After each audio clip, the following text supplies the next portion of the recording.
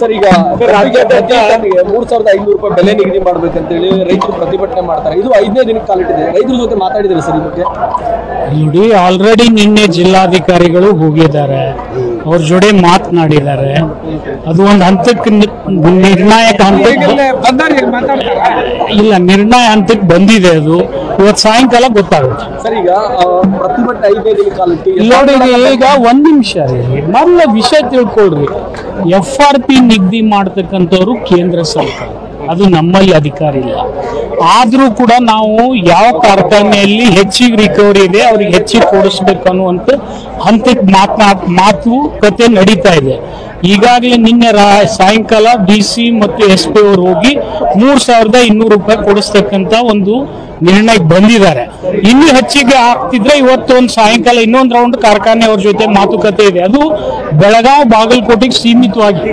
ಅಲ್ಲಿ ಕೃಷ್ಣಾ ಬೆಲ್ಟ್ ನಲ್ಲಿ highest recovery ಇರೋದ್ರಿಂದ ಅಲ್ಲಿ ಸಾಧ್ಯ ಆಗ್ಬೋದು. ಅದು ಪ್ರಯತ್ನ ಮಾಡ್ತಾ ಇದ್ದೀವಿ. ಸರ್, ಈಗ ರಾಜ್ಯಾದ್ಯಂತ 3,500 ರೂಪಾಯಿ ಬೆಲೆ ನಿಗದಿ ಮಾಡ್ಬೇಕಂತೇಳಿ ರೈತರು ಪ್ರತಿಭಟನೆ ಮಾಡ್ತಾರೆ. ಇದು 5ನೇ ದಿನಕ್ಕೆ ಕಾಲಿಟ್ಟಿದೆ. ರೈತರ ಜೊತೆ ಮಾತಾಡಿದ್ರೆ ಸರ್ ಈ ಬಗ್ಗೆ?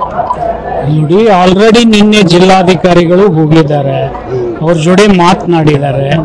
ಅದು ಒಂದು ಹಂತಕ್ಕೆ ನಿರ್ಣಾಯಕ ಹಂತಕ್ಕೆ ಇಲ್ಲ, ನಿರ್ಣಯ ಹಂತಕ್ಕೆ ಬಂದಿದೆ. ಅದು ಇವತ್ತು ಸಾಯಂಕಾಲ ಗೊತ್ತಾಗುತ್ತೆ. ಸರ್, ಈಗ ಪ್ರತಿಭಟನೆ 5ನೇ ದಿನ ಕಾಲಿಟ್ಟು ನೋಡಿ, ಈಗ ಒಂದ್ ನಿಮಿಷ ರೀ, ಮೊದಲ ವಿಷಯ ತಿಳ್ಕೊಳ್ರಿ. FRP ನಿಗದಿ ಮಾಡ್ತಕ್ಕಂಥವ್ರು ಕೇಂದ್ರ ಸರ್ಕಾರ, ಅದು ನಮ್ಮಲ್ಲಿ ಅಧಿಕಾರ ಇಲ್ಲ. ಆದ್ರೂ ಕೂಡ ನಾವು ಯಾವ ಕಾರ್ಖಾನೆಯಲ್ಲಿ ಹೆಚ್ಚಿಗೆ ರಿಕವರಿ ಇದೆ ಅವ್ರಿಗೆ ಹೆಚ್ಚಿಗೆ ಕೊಡಿಸ್ಬೇಕು ಅನ್ನುವಂತ ಹಂತಕ್ಕೆ ಮಾತುಕತೆ ನಡೀತಾ ಇದೆ. ಈಗಾಗಲೇ ನಿನ್ನೆ ಸಾಯಂಕಾಲ DC ಮತ್ತು SP ಅವರು ಹೋಗಿ 3,200 ರೂಪಾಯಿ ಕೊಡಿಸ್ತಕ್ಕಂತ ಒಂದು ನಿರ್ಣಯಕ್ಕೆ ಬಂದಿದ್ದಾರೆ. ಇನ್ನೂ ಹೆಚ್ಚಿಗೆ ಆಗ್ತಿದ್ರೆ ಇವತ್ತು ಒಂದು ಸಾಯಂಕಾಲ ಇನ್ನೊಂದು ರೌಂಡ್ ಕಾರ್ಖಾನೆ ಅವ್ರ ಜೊತೆ ಮಾತುಕತೆ ಇದೆ. ಅದು ಬೆಳಗಾವಿ ಬಾಗಲಕೋಟೆಗೆ ಸೀಮಿತವಾಗಿದೆ. ಅಲ್ಲಿ ಕೃಷ್ಣಾ ಬೆಲ್ಟ್ ನಲ್ಲಿ ಹೈಯೆಸ್ಟ್ ರಿಕವರಿ ಇರೋದ್ರಿಂದ ಅಲ್ಲಿ ಸಾಧ್ಯ ಆಗ್ಬೋದು. ಅದು ಪ್ರಯತ್ನ ಮಾಡ್ತಾ ಇದ್ದೀವಿ.